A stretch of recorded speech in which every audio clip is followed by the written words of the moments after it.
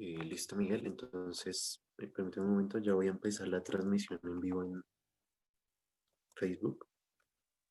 Perdón, en Ok. YouTube. Ok.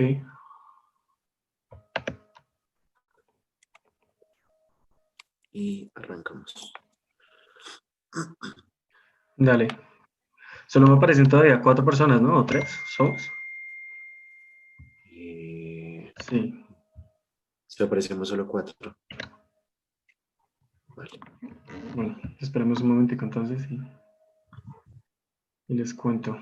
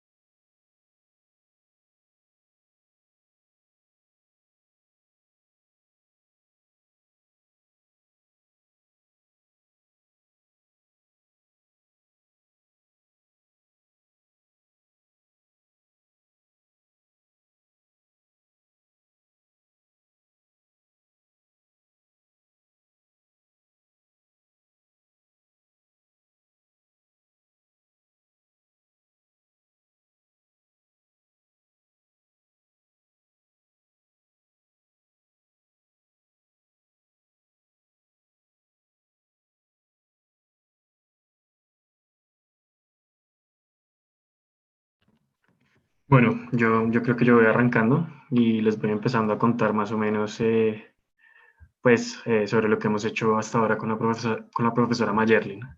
No sé si puedo compartir pantalla. Listo, Miguel. Ya te habilito. Dale. Listo. Bueno, pues primero pues me gustaría contarles un poco sobre pues más o menos como yo qué hago. Entonces yo pues en este momento soy graduado en Ingeniería Mecánica de los Andes y estoy acabando el doble programa con física y estoy muy enfocado en todo este tema como de tecnología cuántica y en la óptica cuántica y pues quiero llevar como mis dos carreras hacia ese lado. Entonces, con la profesora Mayerlin hemos trabajado desde el año desde este año, desde comienzos de este año, hicimos con Mafe Morris, que está por ahí, hicimos en laboratorio intermedio una investigación para la caracterización de un fotón individual. Y esto es importante porque en las aplicaciones prácticas de la óptica cuántica se necesita que los fotones sean indistinguibles y que se puedan caracterizar de la forma más óptima. Entonces, nosotros comenzamos intentando medir la coherencia temporal de segundo orden de un fotón anunciado. Entonces, pues, todo comienza con, no sé si se alcanza a ver el mouse, pero todo comienza con un sistema como el que tenemos a la izquierda. Esto es pues, el diagrama de un sistema SPDC, que lo que hace es disparar un láser hacia un material no lineal.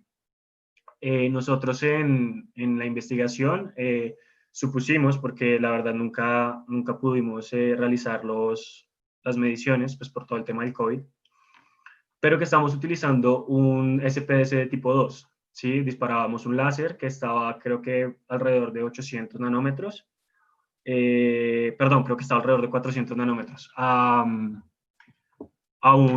BBO, que es un beta barium borate, y dependiendo del ángulo, pues en esta investigación lo que hicimos fue generar un SPS tipo 2, tal que el ángulo en el que yo proyectaba el láser me permitía tener dos señales, el signal y el idler, que estaban correlacionados con polarización perpendicular, ¿cierto?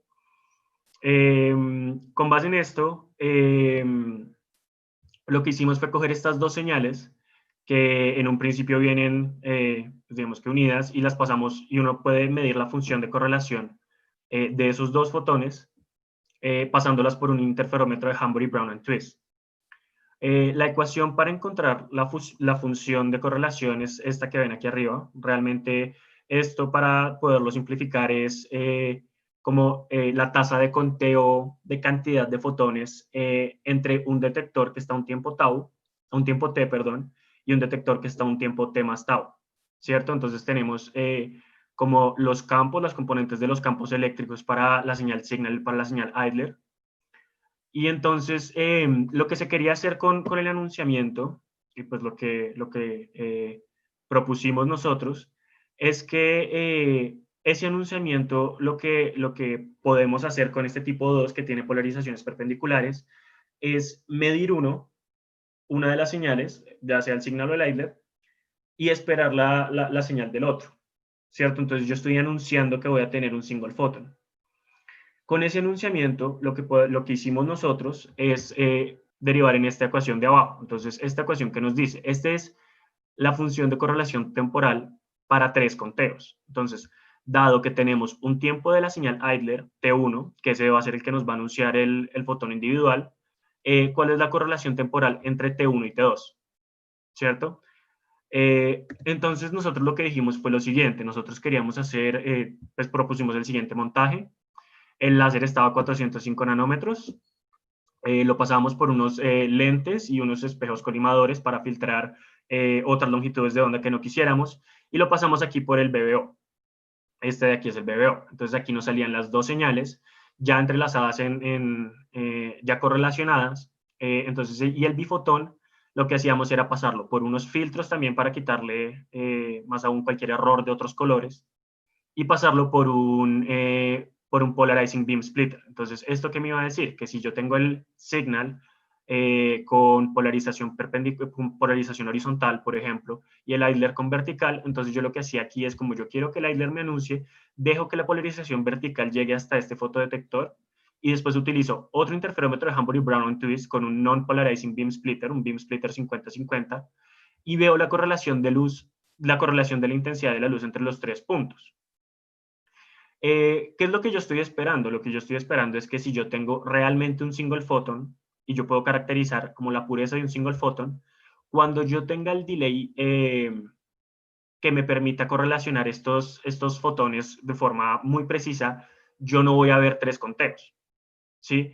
En general, uno va a tener unas triples coincidencias más o menos como coincidenciales, pero cuando uno logre tener los dos pares correlacionados de una forma bastante exacta, lo que está esperando ver es lo que vemos aquí a la derecha, Este fue un experimento en el que nos basamos para saber cuáles son los resultados que esperamos ver. Si se dan cuenta, cuando hay una diferencia en tiempo en el retraso temporal de los caminos ópticos, lo que vemos es un dip, o sea, casi que las coincidencias tienden a cero, porque estoy midiendo las triples coincidencias. Entonces yo no voy a ver triples coincidencias cuando mis fotones están perfectamente, pues, correlacionados. Adicionalmente, como buen ingeniero quería probar muchas cosas, entonces le propusimos a la profesora Mayerlin también evaluar la diferencia entre electrónicas de detección. Entonces, esto ya se ha hecho. Esto es para medir correlación espacial. Lo hicieron en la universidad, si no estoy mal, hace un año y medio. Y a la izquierda tenemos la electrónica de detección FPGA, esa es una. Y a la derecha tenemos QTools. QTools, un momento. Bueno, entonces, ¿cuál es la diferencia? La diferencia es que el FPGA tiene una ventana de detección mucho más grande, es mucho menos preciso, pero entonces lo que se quiere ver es realmente cuál es esa indistinguibilidad del fotón, del single photon, tal que yo pueda utilizarlo para cualquier aplicación práctica.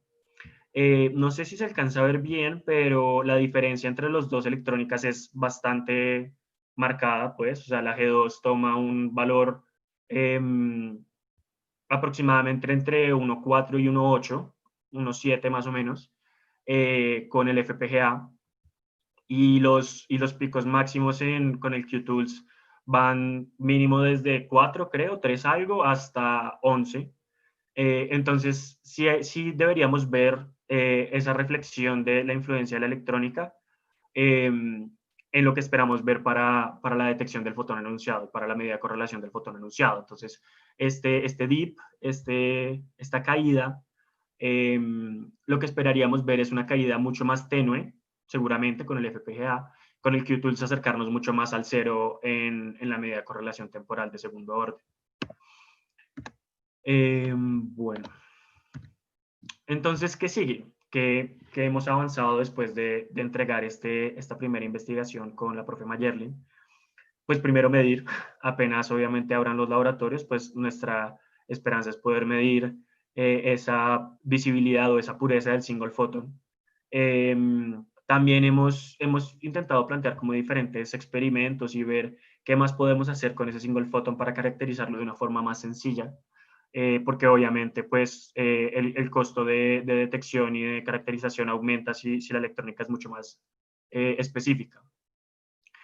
Entonces nos dimos cuenta que hay muchas formas de caracterizar un single photon. Otra de las formas que estamos investigando en este momento es el Hongo Mandel. Hongo Mandel es un tipo de interferometría bifotón que, a diferencia del Hamburg, Brown and Twist, que es el que les estaba mostrando acá, o sea, esta partecita de acá es la interferometría de Hamburg, Brown and Twist. Este funciona de una forma muy distinta. Ustedes tienen su signal y su idler, los hacen entrar en el beam splitter, y ese beam splitter 50-50 sin polarización, lo mueven tal que los caminos ópticos del signal y del idler coincidan, y resulta que ocurre algo muy extraño, y es que uno esperaría que cuando coinciden, pues entonces yo vería aquí, como viene el anterior, vería unos picos, pero realmente lo que se ve es un dip. En principio, cuando uno tiene este sistema, pues uno lo que está haciendo es coger dos rayos de luz, pegarlos en el beam splitter, y esto tiene un 50-50% de probabilidad de que o los dos fotones se vayan en caminos distintos o los dos fotones se vayan por un solo camino. En un principio uno podría decir, no, pues claro, o sea, si yo lo estoy moviendo, significa que estoy aumentando la probabilidad de que se vayan por un mismo camino, y entonces no estoy viendo dobles detecciones. El problema con esto es que el efecto Hongo-Mandel es un efecto que no se puede explicar desde el electromagnetismo clásico. Si vemos, por ejemplo, el Hamburg, Brown and Twist, este fue un interferómetro que se desarrolló alrededor de 1800 al finales, o 1900, si no estoy mal, perdón. No me acuerdo muy bien de la fecha, pero fue un interferómetro que fue diseñado para poder medir la distancia y los diámetros de galaxias y de cuerpos estelares muy grandes. Entonces lo que hacían era tener dos interferómetros, dejar que la luz llegara de los cuerpos distintos y ver qué tan desfasados estaban. Lo que ellos intentaban ver es la correlación en la intensidad, pero la correlación espacial, ¿sí? Luego se dieron cuenta que uno también puede utilizar este interferómetro para medir la intensidad de la luz, pero pues medir la correlación temporal. Entonces, lo que pasa es que este tipo de interferometría se puede explicar fácilmente desde la parte clásica. ¿Cuál es el problema con el Hongo Mandel? El Hongo Mandel lo que les dice es que no, no se puede explicar de forma clásica porque existe una cosa que se llama en mecánica cuántica, que es como la amplitud de probabilidad, la función de amplitud de probabilidad del fotón, ¿sí? Esto se puede explicar más o menos con unas palabras de Dirac. Dirac dijo que el fotón solo interfiere consigo mismo, ¿sí? O sea, no hay interferencia entre múltiples fotones. ¿Eso qué quiere decir? Que si yo aquí colocara estos dos fotones como que no están interfiriendo. Pero entonces algo está pasando porque se genera una interferencia destructiva que me reduce el número de conteos. Eso se puede modificar un poco porque si uno se da cuenta, en este punto, cuando se genera el par de fotones entrelazados, uno puede expresar el Signal y el Eisler como un estado bifotón, como un solo estado cuántico entre los dos fotones, que tiene una amplitud de probabilidad. Lo que nos dice el Hom es que si uno cuadra este X, este desplazamiento, tal que el camino óptico del Signal y del Eisler sea indistinguible, o sea que uno no pueda saber cuál de los dos fotones fue el que activó el detector 1 y cuál de los dos fotones fue el que activó el detector 2, las amplitudes de probabilidad de esos dos fotones van a colapsar a cero. Lo curioso realmente del efecto Hongo-Mandel es que ni siquiera se tienen que encontrar, o sea, los haces de luz no se tienen que encontrar en el beam splitter, ¿sí? No es como que choquen de alguna forma y digamos que generen una interferencia destructiva, sino que sencillamente las amplitudes es un efecto puramente cuántico. Uno de los fotones, el Signal puede llegar antes, el Eisler puede llegar después, pero igual uno no va a ver coincidencias. Entonces, eso se puede reflejar más o menos como los wave packets de los fotones, ¿sí? Que es como el fotoncito en forma de onda, más o menos. Eh, Tal que, digamos, si uno escoge la polarización, puede ver una imagen como la que vemos aquí a la derecha, ¿sí? Dependiendo de la polarización que yo escoja para mi Signal y para mi Eisler, yo puedo tener interferencia constructiva o interferencia destructiva. Si ambos tienen la misma polarización, este Hongo Mandel no va a tener un dip, sino va a tener un peak.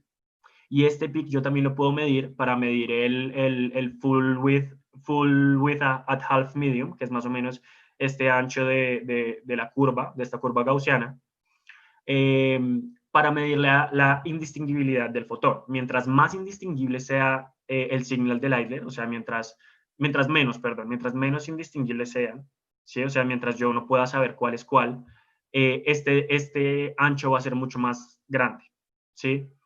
Entonces, este es más o menos lo que hemos estado trabajando con la profesora Mayerlin.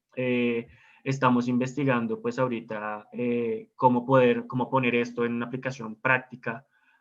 Parte de lo que hemos discutido también es pensar en aplicaciones en telecomunicación, principalmente porque, pues, dentro de las cosas que yo he visto en ingeniería, en algún momento a mí me contaron que uno lo que puede hacer es, si uno quiere enviar información, no puede enviar información de muchas formas, pero particularmente uno puede enviar información en frecuencia, como la información inscrita en la frecuencia de una señal, por ejemplo, eh, y, y por medio de transformadas, como la transformada de Fourier, evitar pérdidas de información.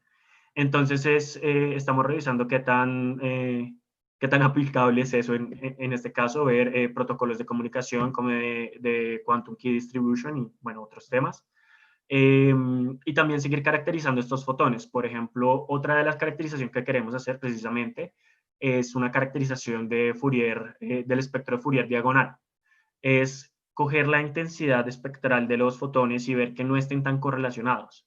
Entonces tendríamos que filtrar lo que más se pueda a la luz hasta el punto en el que sabemos que los dos fotones son indistinguibles en su joint spectrum. Y pues bueno, esto es lo que hemos trabajado hasta ahora con la profesora Mayerlin. Y pues ya, eso es todo por ahora. Si tienen alguna pregunta, pues... Listo, Miguel. Muchas gracias. Okay. Eh, tenía varias preguntas.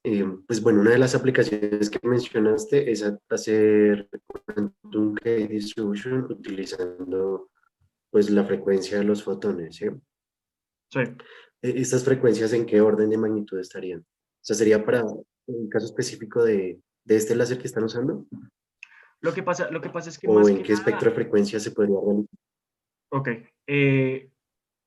yo no estoy en este momento muy familiarizado con el Quantum Key Distribution, siento que tengo algunos problemas como intentando entenderlo todo, pero cuando me refería a que Ujú. quería mandar información en frecuencia, me refería más a una aplicación sobre transmisión inalámbrica de información, ¿sí? Entonces, yo cómo puedo con ese Ok, single photon que yo estoy caracterizando, con ese single photon que yo estoy anunciando, eh, ¿cómo puedo transmitir información inscrita en la frecuencia tal que yo no pierda información?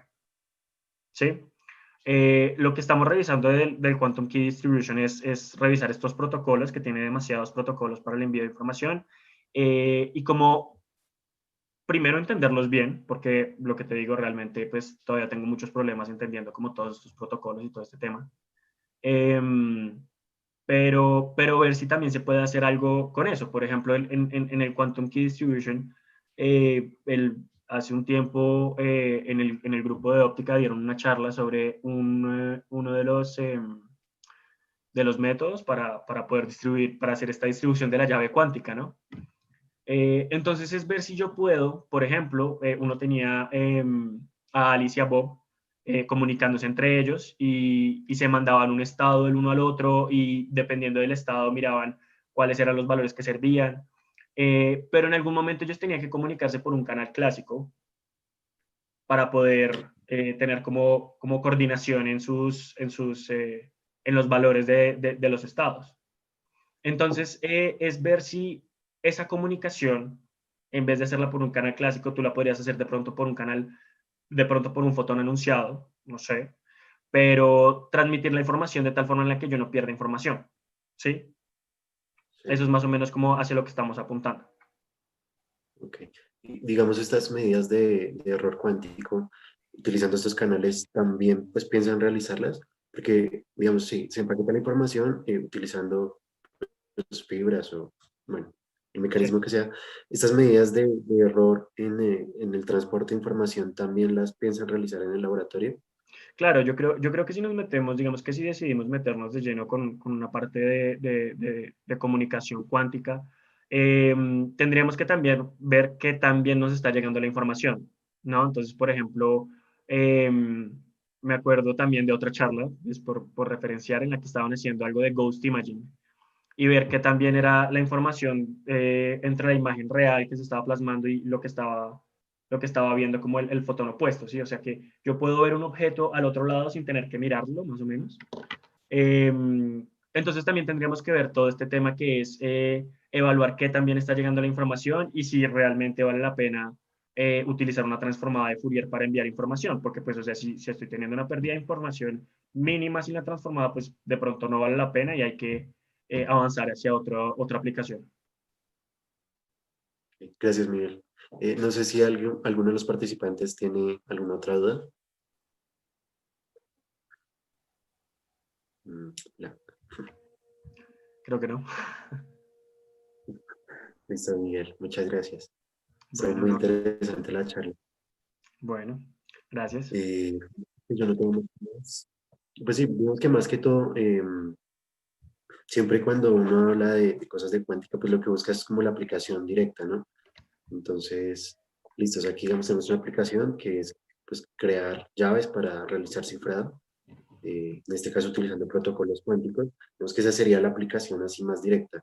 No sé si tal vez tengas alguna idea de cómo esto, digamos, lo podríamos tal vez vender, como llevarlo hacia la industria, hacerlo un poco más comercial, así como sacarlo de la academia y llevarlo a una aplicación que vea, le vendo la cajita que produce fotones individual, ¿sí? Ok. No sé qué tan lejos estemos de eso, no sé si tengas alguna idea de eso. Pues sí, más o menos, o sea, a eso es a lo que me quiero dedicar de aquí en adelante, ¿no? O sea, ese es el propósito, pero yo me he puesto a pensar, por ejemplo, en comunicación, por ejemplo, financiera, ¿sí? hay muchos bancos que en este momento están invirtiendo en la parte de computadores cuánticos para hacer trading con Artificial Intelligence, pero están invirtiendo precisamente en los computadores cuánticos porque saben que pueden lograr resultados más rápido en el momento en el que se llegue a la supremacía cuántica, donde ya tengamos cálculos mucho más, o sea, cálculos grandes mucho más comprimidos. Eh, pues digamos que esa es como la aplicación que uno ve como más directa, ¿no? Entonces, pues por ejemplo, tú puedes tener algo como que si tú necesitas transportar información de una base de datos a un banco, ¿sí? Tú le puedes decir a un banco como, hey, pues o sea, yo le aseguro que a usted su información no se la van a hackear, ¿sí? Yo le voy a encriptar su información de tal forma en la que yo diseño el que emite la señal, diseño el que recibe la señal, y por un mecanismo de anunciamiento o por como sea, por una fibra, eh, poder transmitir esa información tal que la llave nunca pueda ser descifrada, ¿sí? Digamos que esa es la aplicación que yo veo como más, eh, en este momento, ¿no? Pues, o sea, que veo como más lógica. Obviamente, primero hay que hacer la caracterización, lo que te digo, de estas fuentes de pares de fotones, para saber qué tan confiables son, para saber qué tan fácil es decir, es que este fotón es el que es, reducir el error. Bueno, hay muchas partes experimentales antes de poder diseñar un dispositivo que pueda realizar la comunicación.